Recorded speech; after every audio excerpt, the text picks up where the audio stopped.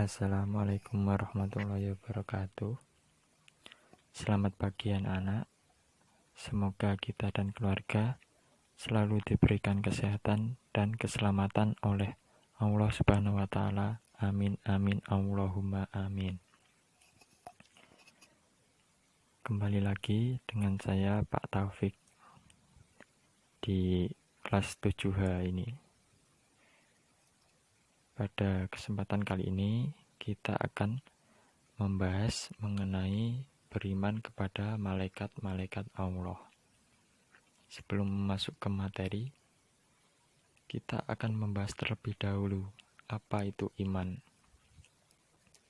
Iman adalah mempercayai dengan hati, mengucapkan dengan lisan, dan melakukannya dengan perbuatan. Jika disatukan menjadi beriman kepada Allah, apa itu artinya? Yaitu kita mempercayai dengan hati bahwa tidak ada zat yang patut kita sembah selain Allah Subhanahu wa taala, yaitu raja dari segala raja dan juga pemilik alam semesta ini. Lalu mengucapkan dengan lisan. Mengucapkan dengan lisan yaitu berucap La ilaha illallah, atau yang artinya tiada Tuhan selain Allah. Melakukan dengan perbuatan, yaitu menjalankan apa yang diperintahkan oleh Allah dan menjauhi semua yang dilarang oleh Allah Subhanahu wa taala, seperti perintah sholat dan juga lain-lainnya. Itu jika beriman kepada Allah. Lalu jika beriman kepada malaikat-malaikat Allah, bagaimana artinya? Yaitu kita percaya dengan hati kita bahwa malaikat itu memang benar ada, dan juga malaikat itu adalah salah satu makhluk Allah yang diciptakan dari nur atau cahaya, yang tugasnya adalah menjalankan tugas yang telah diberikan oleh Allah, dan juga taat serta patuh. Mengucapkan dengan lisan yaitu kita berkata, kita mengucapkan bahwa malaikat itu memang benar adanya. Lalu melakukan dengan perbuatan. Melakukan perbuatan ini seperti apa? Seperti kita bisa mencontoh ketaatan malaikat.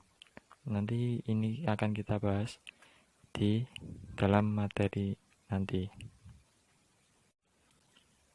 Sama halnya dengan manusia, malaikat juga termasuk makhluk Allah Subhanahu wa taala. Maha suci Allah yang telah menciptakan makhluk dengan berbagai macam bentuk dan keadaan. Allah menjelaskan dalam Quran surat Al-Anbiya ayat 19 yang berbunyi A'udzubillahi minasyaitonirrajim. Bismillahirrahmanirrahim. Walahu man fis samawati wal ard wa man indahu la yastakbiruna an ibadatihi wa la yastahsirun. Yang artinya, dan miliknya siapa yang di langit dan di bumi, dan atau malaikat-malaikat yang di sisinya tidak mempunyai rasa angkuh untuk menyembahnya dan tidak pula merasa letih. Jadi malaikat itu meskipun dekat dengan Allah atau selalu taat kepada Allah, dia tidak pernah angkuh atau tidak pernah merasa lebih baik daripada makhluk lainnya, dan juga tidak pernah letih setiap saat menyembah Allah Subhanahu wa taala. Berbeda dengan manusia dan juga jin. Selanjutnya kita akan membahas perbedaan malaikat, jin, dan juga manusia. Yang pertama, sudah pasti adalah asal-muasalnya. Malaikat diciptakan dari nur atau cahaya. Jin diciptakan dari api. Lalu manusia diciptakan dari tanah. Lalu sifatnya yaitu perbedaan kedua yaitu sifatnya. Malaikat bersifat gaib atau tidak terlihat dengan kasat mata. Jin juga sama. Dan manusia terlihat dengan panca indera. Perbedaan ketiga, malaikat selalu patuh kepada Allah. Jin ada yang patuh dan juga ada yang tidak. Manusia juga sama dengan jin, ada yang patuh dan juga ada yang tidak. Perbedaan keempat, malaikat pikirannya jernih dan lurus. Jin pikirannya berubah-ubah. Manusia sama, pikirannya berubah-ubah. Perbedaan kelima adalah malaikat tidak mempunyai nafsu. Jin dan manusia mempunyai nafsu. Perbedaan keenam dan juga terakhir, malaikat tidak makan dan minum. Jin dan manusia makan dan minum. Lalu sifat-sifat malaikat yang bisa kita contoh. Yang pertama, selalu patuh kepada Allah dan tidak pernah berbuat maksiat. Lalu yang kedua adalah malaikat dapat berubah wujud sesuai kehendak Allah. Yang ketiga, malaikat tidak makan dan minum. Yang keempat, malaikat tidak memiliki jenis kelamin.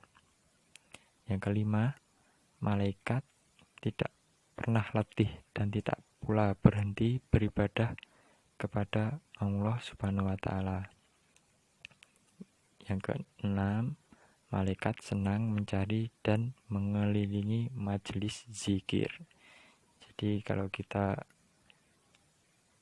atau ada di dalam majelis zikir, itu malaikat juga hadir dan mengelilingi kita. Yang ketujuh, malaikat berdoa bagi hamba yang duduk menunggu sholat berjamaah. Jadi kalau kita datang lebih awal dan duduk menunggu sholat jamaah, itu kita didoakan oleh malaikat.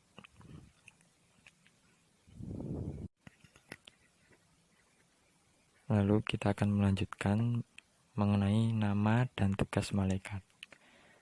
Ada banyak sekali malaikat Allah. Jumlahnya juga tidak pasti ada berapa banyak.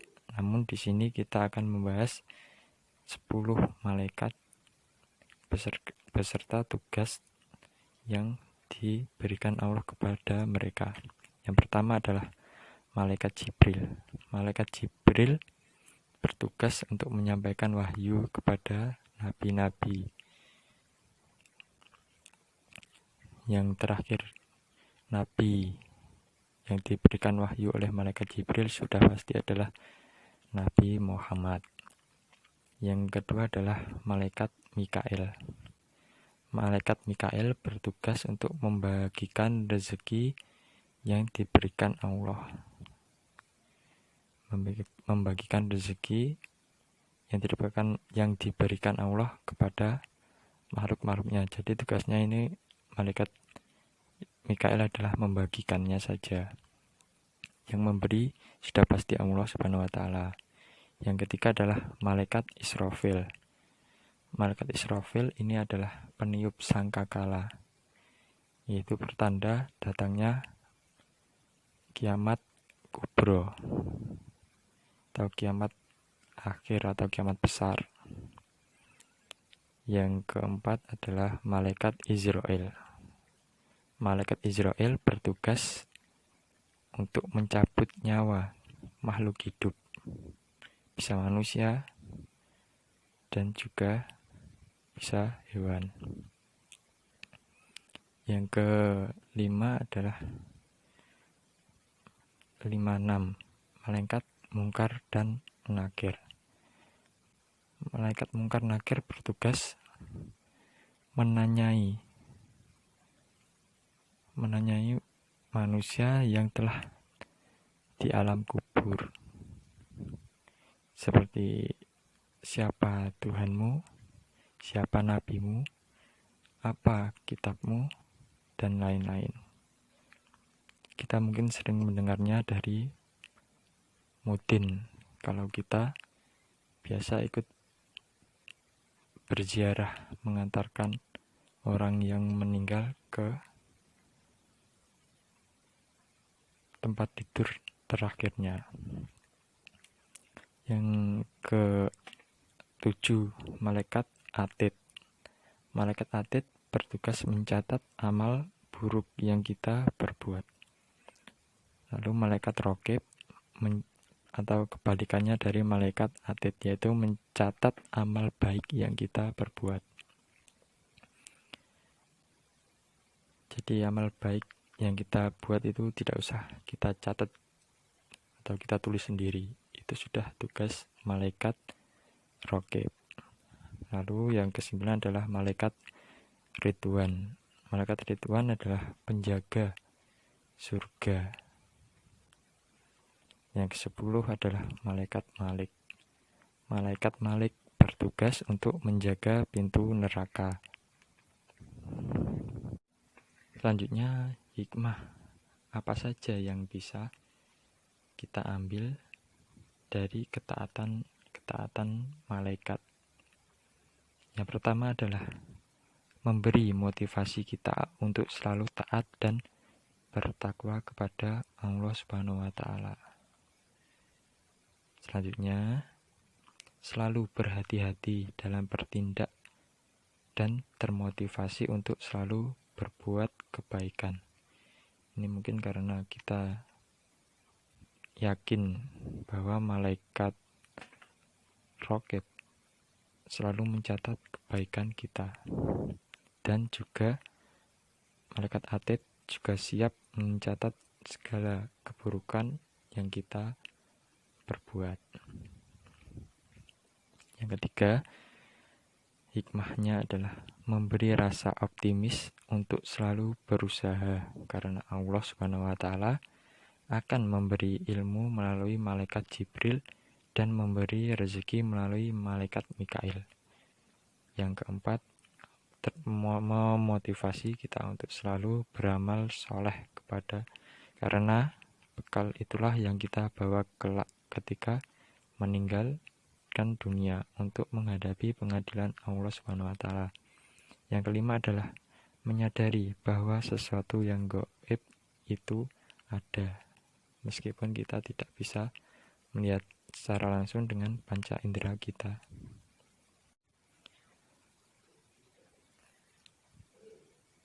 Kesimpulannya adalah percaya kepada malaikat Allah bukan hanya sebatas mengetahui dan meyakini keberadaannya. Hal yang jauh lebih penting adalah mengetahui, memahami, dan meneladani sifat-sifatnya, di mana para malaikat Allah ini adalah makhluk yang senantiasa taat dan sujud kepada Allah Subhanahu wa Ta'ala, yang tidak pernah sedikit pun, atau malaikat ini tidak pernah sedikit pun berbuat dosa. Oke, cukup sekian materi yang saya bahas. Terima kasih atas perhatiannya. Setelah ini, Bapak harap kalian mengumpulkan resume mengenai materi yang kita bahas kali ini dan mengerjakan soal. Cukup tiga saja soalnya. Jawabannya ada dalam materi. sebagiannya, lalu yang lainnya kalian bisa mencari di buku-buku LKS maupun di internet. Oke, sekian. Terima kasih atas perhatiannya.